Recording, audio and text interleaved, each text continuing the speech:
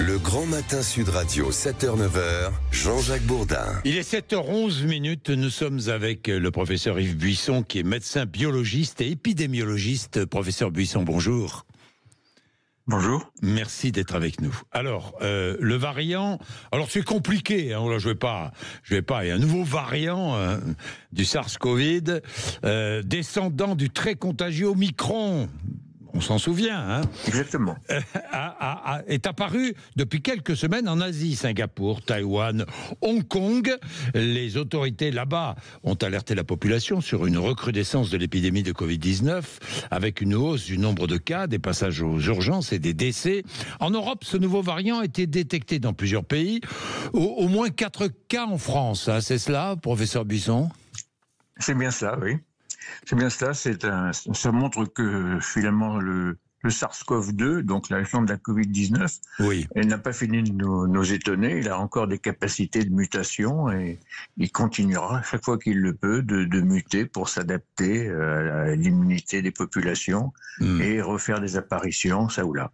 Alors l'OMS est en train de regarder tout cela, d'investiguer. Bon, pour l'instant, pas de crainte particulière sur sa dangerosité. Non, on n'a pas encore assez d'éléments pour craindre une plus grande virulence, une plus grande pathogénicité, c'est-à-dire qu'il soit plus dangereux pour les gens qui l'infectent. Oui. Mais probablement, il est bien parti pour remplacer, pour suppléer les variants qui sont en circulation depuis quelques mois, voire quelques années. Il est beaucoup mieux équipé. C'est 3 mutations et il présente 3 mutations, en particulier au niveau de cette protéine spike qui lui permet de s'accrocher à nos cellules et ça lui donne un avantage, donc qui fait qu'il va probablement devenir le variant dominant. Est-ce pour autant qu'on va avoir un grand pic épidémique et avec de nombreuses hospitalisations ? J'espère que non, mais pour l'instant, on ne peut pas l'exclure non plus. Oui, le risque n'est pas écarté, professeur Buisson. Ah non, on ne peut pas l'écarter pour l'instant, c'est trop tôt. C'est un variant que l'on qualifie de variant sous surveillance, hein, et que l'OMS qualifie variant en cours d'évaluation, c'est-à-dire que tous les projecteurs sont braqués sur lui, donc il est très étudié de très près par tous les laboratoires du monde, et pour vérifier que ce variant ne va pas devenir ce qu'on appelle un variant préoccupant, qui à ce moment-là serait responsable d'épidémies meurtrières. Oui, évidemment. Alors, pour ce variant comme pour les autres, parce que le Covid-19, le SARS-CoV n'a jamais disparu, hein, il y a des mutations permanentes, toujours la même chose. Les plus vulnérables, ce sont les personnes âgées et les personnes malades. Exactement, oui, c'est toujours les mêmes. Oui, le variant, le SARS-CoV-2 ne disparaîtra pas. Mais oui. Maintenant, il faut le considérer comme le virus grippal. Il s'adapte, il change, il mute en fonction de l'immunité des populations, mais il ne disparaîtra plus. Hein, c'est pas comme le SARS-CoV-1 qui lui avait fait flop, hein, il avait disparu. Celui-là ne disparaîtra pas. Oui. Donc, et c'est pour cela qu'il faut maintenir une surveillance étroite. Il faut pas paniquer, mais il faut être attentif à cette surveillance.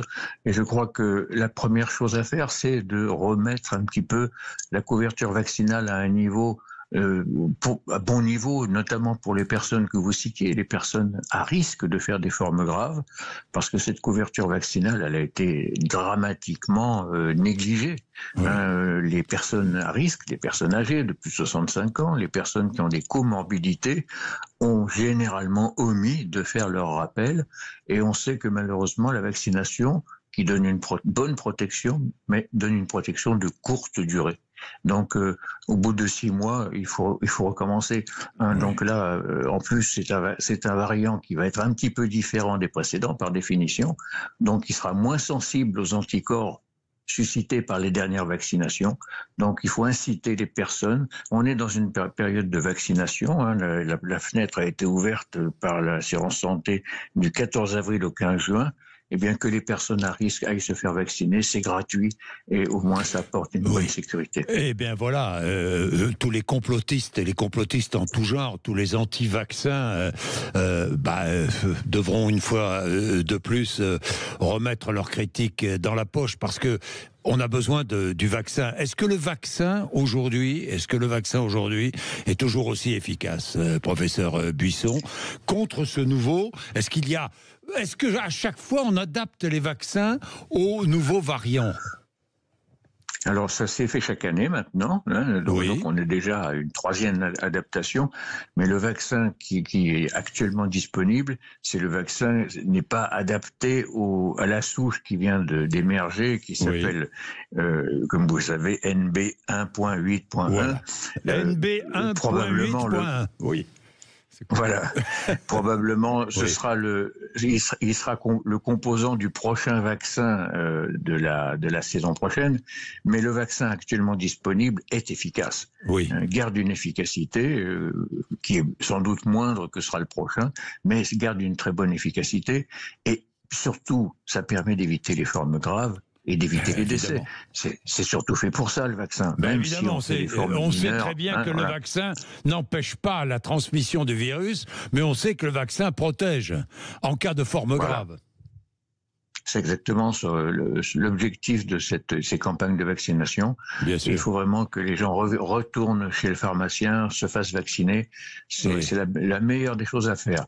Et puis s'il y a des pics épidémiques, eh bien qu'ils ressortent les masques, qu'ils reprennent les précautions qu'on connaît bien maintenant, dont on a l'habitude, et qu'ils évitent de se mettre, surtout les personnes les plus à risque, dans les lieux les plus fréquentés, les transports en commun, les grands magasins, etc.